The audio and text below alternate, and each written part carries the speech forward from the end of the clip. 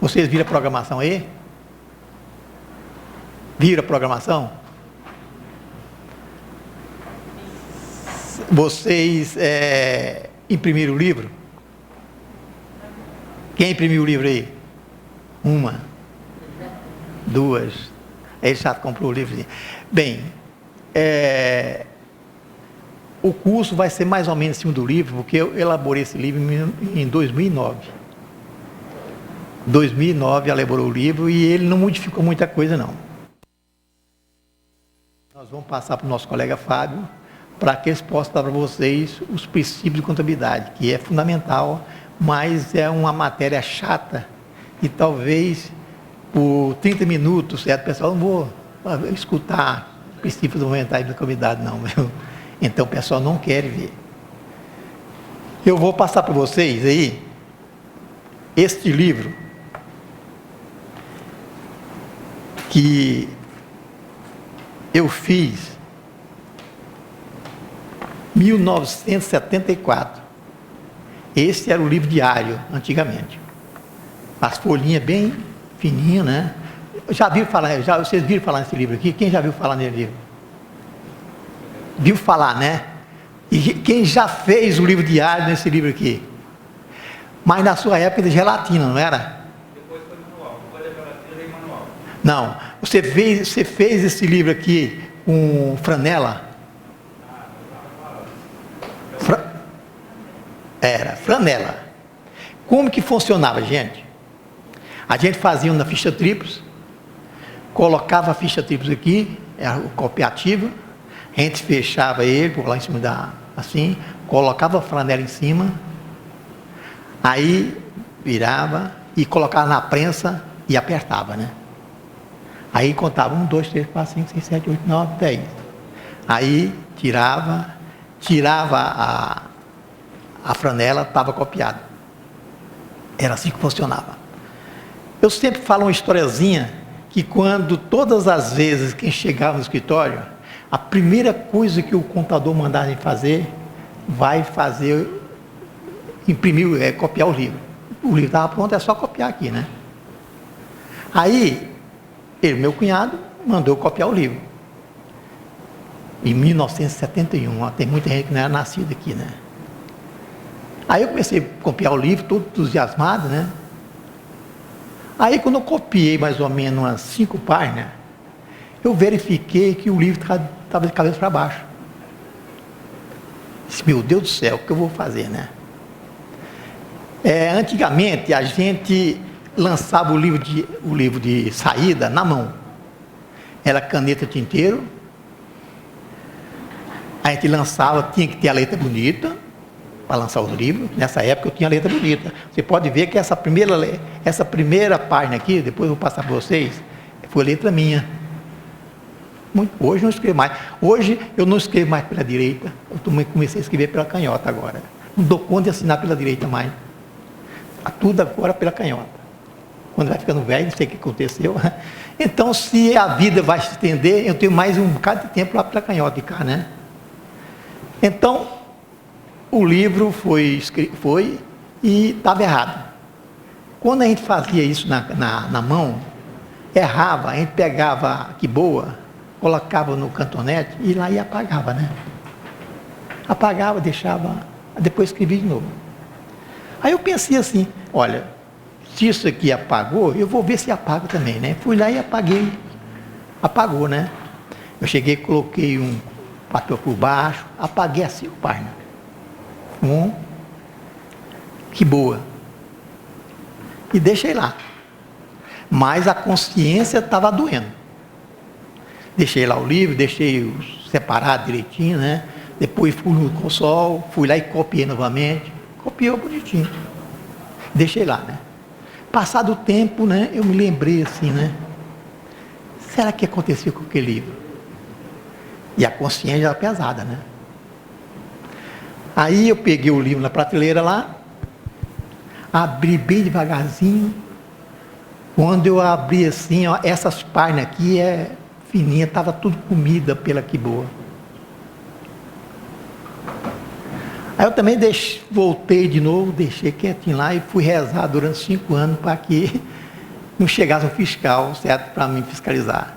Então, falo isso para vocês, que a nossa vida antigamente era muito pior do que hoje. Hoje vocês erram, faz um erro, vai lá e conserta, acabou, né? E copia tudo novo. Hoje também, vocês erram, os livros não são mais imprimidos mais, é tudo magnético. Errou, conserta e pronto, acabou, né? Então a vida nossa é muito mais simples. Mas a gente tem que acompanhar essa evolução. E muita gente ficou para trás nessa evolução. Principalmente os nossos colegas mais antigos ficaram para trás. Eles travaram e não querem aprender de jeito nenhum. Fala que não dá conta, certo? Coisa assim. Então, esses cursozinhos é para passar para vocês como que é a vida do contador anterior e como que é agora. Hoje a facilidade é muito grande. E graças a Deus eu acompanhei essa evolução e o meu cérebro não atrofiou. Eu estou sempre ativo, certo? Apesar de 70 anos, 71, eu ainda posso oferecer muitas coisas para vocês. E principalmente aquilo que eu aprendi durante a minha vida profissional. Perdão. Entendeu? Bem, então espero que vocês saiam daqui hoje mais enriquecidos em conhecimento. Eu, particularmente, eu tenho certeza que eu vou sair daqui mais rico em conhecimento. Garanto para vocês. Qualquer coisinha que a gente aprende, a gente enriquece o nosso conhecimento. E contabilista hoje, gente, a ferramenta de trabalho dele nada mais é do que conhecimento. Então nós temos que procurar sempre o conhecimento, sempre evoluir. Se a gente ficar parado no espaço, nós não vamos conseguir passar por cima desse tumulto todo que existe, certo, na nossa profissão.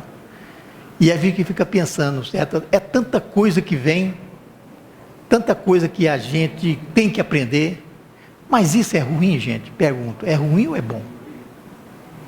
Na minha concepção é muito bom, porque conhecimento não é nada mais do que capacidade. Tem muita gente que, no Código Civil mesmo, saiu alguma coisa fazendo assim, o contabilista, da responsabilidade do contabilista. Eu acho que quanto mais responsabilidade me der, para mim é melhor. Na minha concepção. Porque responsabilidade é sinônimo de capacidade. Então, eu não quero ter responsabilidade. Eu pergunto, você dá responsabilidade para quem é incapaz? Não, não é? Então, responsabilidade só se pode dar para quem é capacitado. E o Código Civil, no seu artigo 1177, fala que nós somos capazes. Se ele fala que nós somos responsáveis, ele fala que nós somos capazes. Isso é a interpretação que eu tiro do artigo 1177 do Código Civil. Tá bom? E você tem alguma pergunta a fazer agora? Não tendo, nós vamos começar o nosso cursozinho. E espero o seguinte, gente, que vocês, ao assistir esse curso, não fique só para vocês, não. Passe para o outro colega. Não seja egoísta de ficar o conhecimento só para vocês. O conhecimento que fica para vocês vão levar, vão morrer e vão levar. O que vai passar? Então, vocês é obrigado a passar esse conhecimento para os outros. Porque se não passar, é egoísmo de vocês. Então, passe o conhecimento para os outros. Não tenha medo de passar o conhecimento para o outro colega. Ele não vai lhe fazer concorrência, ele vai ficar agradecido. Eu sei que muitas vezes a gente passa conhecimento e a pessoa não tem a sensibilidade de agradecer isso. E quantos conhecimentos eu passei para os outros, eu não me arrependo nem um minuto de ter passado isso. Então, você não fica com conhecimento para vocês. É obrigação pegar esse conhecimento e passar para o outro, porque ele vai ficar parado. É quando aquela música que fala, se o grão de trigo não morrer, não é assim? Ele tem que morrer para passar para o outro, senão ficaria para nós mesmos. Tá bom assim? E outra coisa, pessoal, qualquer coisa, você pode levantar a mão, a programação está bem elástica, nós queremos dar tudo o que a gente pensou em colocar no fechamento de uma escrita, principalmente no escrito contábil, pequenas empresas, certo? Lucro presumido, pode até fazer, nós estamos capacitados para fechar um balanço dentro das técnicas contábeis. Essas técnicas contábeis e dentro da lei que estipula a regulamentação da aplicação dos balanços. Não tendo nenhuma pergunta, eu vou passar para o nosso colega Fábio, para que ele comece a falar sobre princípios fundamentais de contabilidade. Rapidão. Então, Fábio. Tá bom. Bom dia a todos. Pessoal, vocês já adquiriram a agenda de 2016? Se não adquiriram e tiverem interessado, procurar a tesouraria, está R$15. O valor ainda continua R$15, tá? Na agenda tem algumas informações, tem o plano de contas, tem o CFOP. Então, o presidente está falando que quem está fazendo o curso, a agenda continua R$15. Então, pessoal, na nossa agenda tem uma passagem bíblica, eu vou dar uma lida para vocês aqui. Em seguida tem um texto que eu escrevi, inspirado com base na passagem bíblica. Então aqui tem: os discípulos são o sal da terra e a luz do mundo. Vós que sois da terra, mas se o sal se tornar insípido, com que se há de salgar? Para nada mais serve, senão para ser lançado fora e pisado pelos homens. Vós sois a luz do mundo. Não se pode esconder uma cidade edificada sobre um monte. Nem se acende uma lâmpada e se coloca debaixo de uma vasilha, mas no candelabro, e ilumina a todos os que estão na casa. Assim resplandeça a vossa luz diante dos homens, para que vejam as vossas obras e glorifique a vosso Pai que está nos céus. Agora vem o texto aqui. Valho o quanto peso. Caro contabilista, você não se formou em contabilidade somente para preencher guia de impostos e fazer folha de pagamento de salários. Você se formou em contabilidade para elaborar controle interno a seus clientes, quantificar e acompanhar a evolução de seu patrimônio, na orientação gerencial dos custos, do capital de giro, coletar dados e produzir relatórios e demonstrações contábeis capazes de servir de subsídio para a tomada de decisão, na formação de preço, no planejamento tributário, na política de recursos humanos, na política de estrutura financeira, na política de estrutura patrimonial, na política de distribuição e absorção de lucros, na política de diversificação e do valor agregado ao empreendimento, no planejamento sucessório, na política de marketing, na política de planos de cargos, salários e participação dos resultados, na formação do planejamento estratégico com a definição do orçamento e das metas, na formação espacial do empreendimento, no estudo de viabilidade econômica, na mensuração do investimento, na análise dos reflexos e projetos dos fatos políticos, econômicos e sociais do empreendimento. Claro, caro contabilista, acenda a lâmpada e coloque no candelabro da empresa, fazendo resplandecer a luz da sua importância no mundo econômico. Caro contabilista, você é que tem que mostrar ao seu cliente o valor que você tem e você agrega ao empreendimento dele. Só assim ele vai valorizá-lo. O contabilista participa do planejamento da criação da empresa, da formação do seu contrato ou estatuto, acompanha seu registro, seja na junta comercial ou no cartório, e participa de sua evolução, cuidando sempre da manutenção do seu sucesso. Então, a gente viu aqui que contabilidade não é só fazer guia e mandar para o cliente, né? Então, a gente tem que quebrar esse paradigma e procurar implementar tudo que está escrito aqui, né? O contador não é só mandar fazer a guia e mandar para o cliente, não. Ele tem que visitar o cliente, tem que ver o que ele pode fazer na formação de preço do cliente, na questão de transmissão de sucessória, tudo que foi dito aqui. Com isso, você tem um diferencial com o seu cliente. Ele passa a ver o contador com outros olhos, não só daquele que manda a guia de impostos.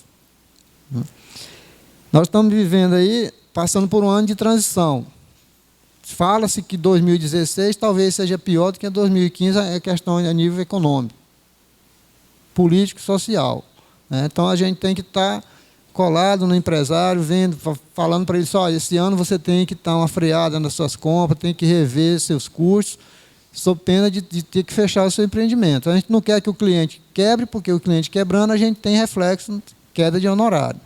Então, o contador tem que estar passando isso aí já no início do ano, agora em janeiro, para o cliente. Olha, o cenário econômico do país mudou, é um ano de arroxo, a gente tem que rever seus gastos, seus projetos, para apertar o cinto, porque é um ano que é um ano de transição. Nós não sabemos se o presidente vai continuar, se a economia vai quebrar.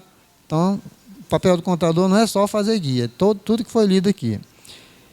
Como eu fiquei de falar sobre os princípios, os princípios de contabilidade, todo mundo sabe que são a bússola eu sempre falo, quando eu dou aula, que os princípios de contabilidade são os basilares da ciência contábil que a tornam permanente, que a mantém com credibilidade no mercado. Por quê? Porque se eu faço uma contabilidade e não atendo os princípios, essa contabilidade não vai ter credibilidade. E sem credibilidade, qualquer atividade perde seu valor no mercado e sucumbe. Então, eu vou colocar aqui no quadro, só para... pessoal, teoria, mas é coisa rápida. Tá? Então, nós temos dos princípios.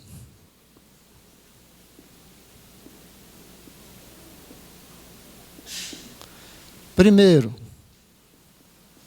princípio da entidade. Segundo, está saindo o som aí? Tá. Segundo, continuidade. Terceiro, oportunidade. Quarto, registro pelo valor original, que para mim já deveria ter sido revisto, depois eu vou explicar por quê. O da atualização monetária, que em 2010 foi tirada. A visão é que nós não tenhamos inflação. Infelizmente, o PT está tentando voltar isso aqui, porque está criando inflação demais, Competência e prudência. Então, quando eu faço a contabilidade de uma empresa, eu tenho que atender todos esses princípios aqui.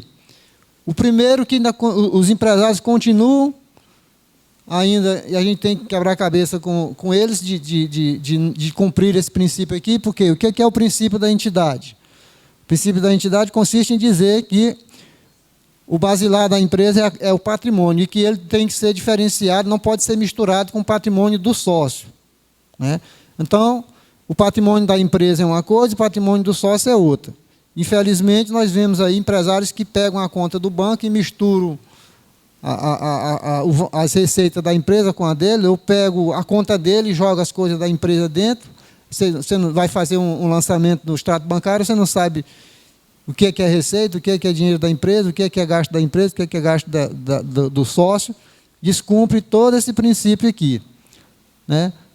E o que é que vai refletir numa empresa? Se eu tenho a contabilidade como? Um balanço patrimonial onde eu tenho que ter, melhor, uma DRE, demonstração de resultado de exercício, onde eu tenho que ter receita menos despesa para me dar lucro ou prejuízo.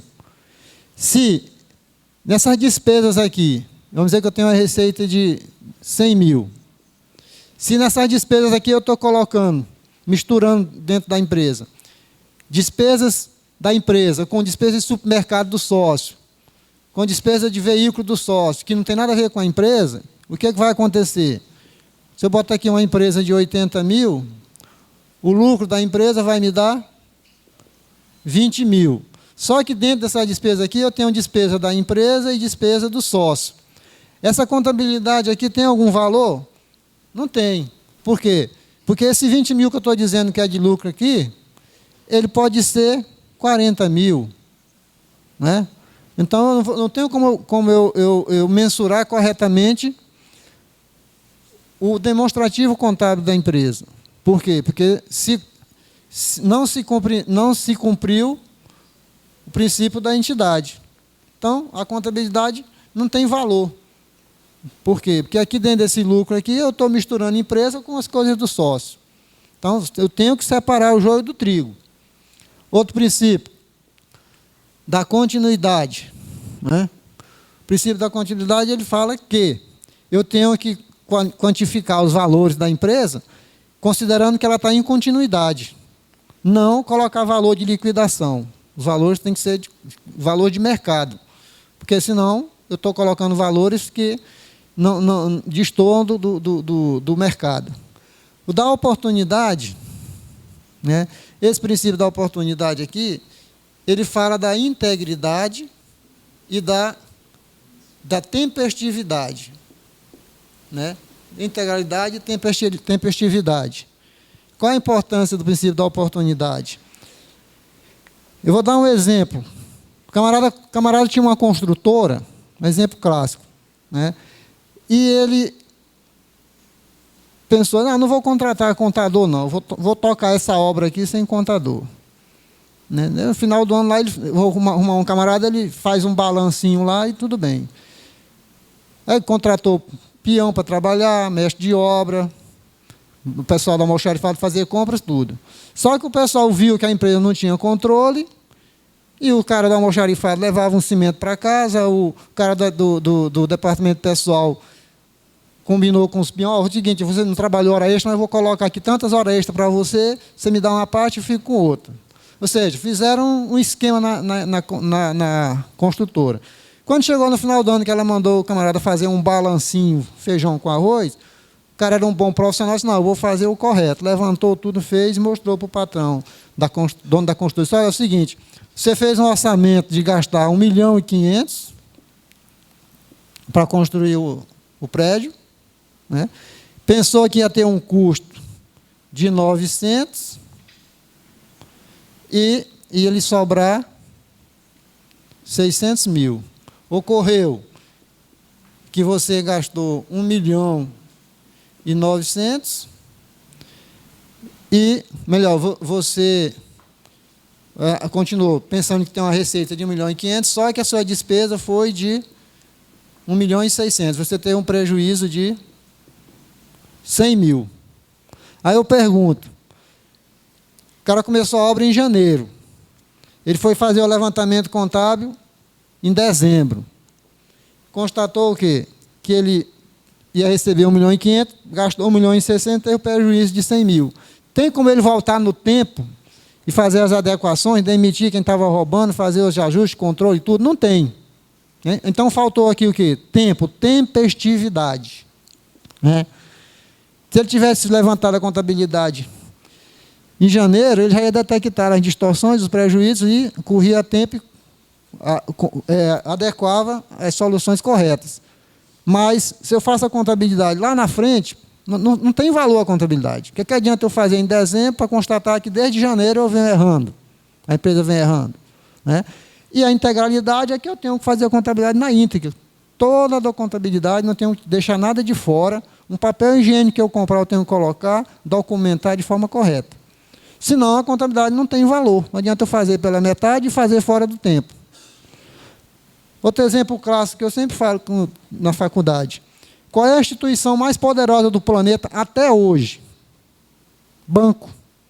Você já viram o banco pobre? Banco pobre, tem banco que quer, mas aquele banco que o pessoal rouba e abre outro banco. Mas as instituições mais ricas do planeta, seculares, são bancos. Por quê? Porque banco, gente, enquanto qualquer outra atividade faz contabilidade no final do mês, no semestre, no final do ano, Banco faz todo dia. Quem trabalhou em banco aqui? Alguém trabalhou em banco? Estou mentindo?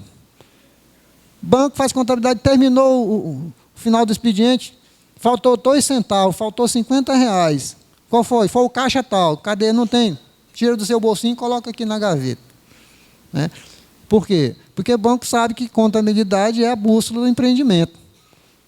Não tem como errar. Fechou o expediente, fez a contabilidade, em algum lugar o dinheiro está. Que é a lógica do débito e crédito, né? Não tem como dar errado. Então, todos os princípios são necessários para a contabilidade se tornar com credibilidade e valor de mercado. A competência é o confronto. A cada receita compete a determinada despesa dentro do período. Né? Então, vou dar um exemplo aqui. Todo mundo já sabe, né?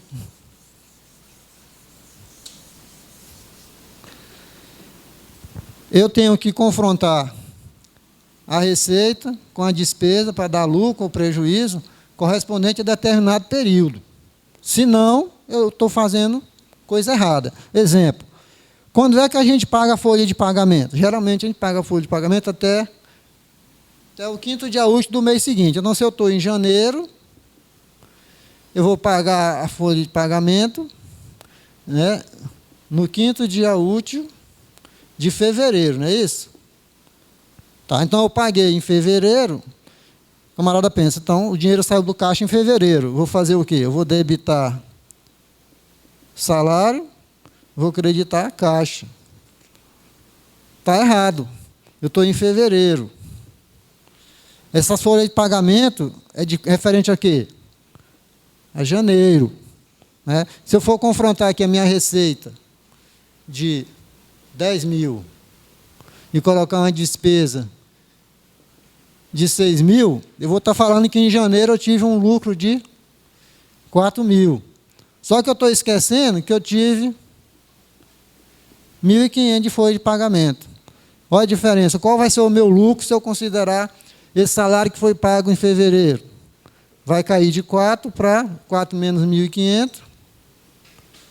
2.500. Então, isso aqui tem um reflexo absurdo. Por quê? Porque eu, considerando que eu tenho um lucro de 4 mil, eu vou tomar decisões, assumir compromissos, quando na realidade eu não tenho 4 mil. Meu lucro foi 4 mil menos 1.500, 2.500. E como é que eu faço isso na contabilidade? 31 de janeiro eu vou provisionar para considerar essa despesa aqui que foi paga em fevereiro. Eu vou debitar salários e vou creditar salário a pagar. Aí sim, em 5 de fevereiro, em vez de eu debitar salário, que é a despesa que eu tenho que alocar aqui em janeiro, eu vou colocar salários a pagar lá no passivo, que aí eu elimino aqui, né, pagando aqui. Então, esse é o princípio da competência. Se eu não cumpri-lo, a contabilidade fica desvirtuada. E o da prudência é um princípio também de reflexo na avaliação da empresa. Por quê? Eu preciso retratar na contabilidade toda a realidade. E, muitas vezes, por exemplo, eu preciso da prudência. Ele fala que, se eu, para os valores do ativo, eu coloco o menor valor no caso de dúvida. Para valores do passivo, eu coloco o maior. Por quê?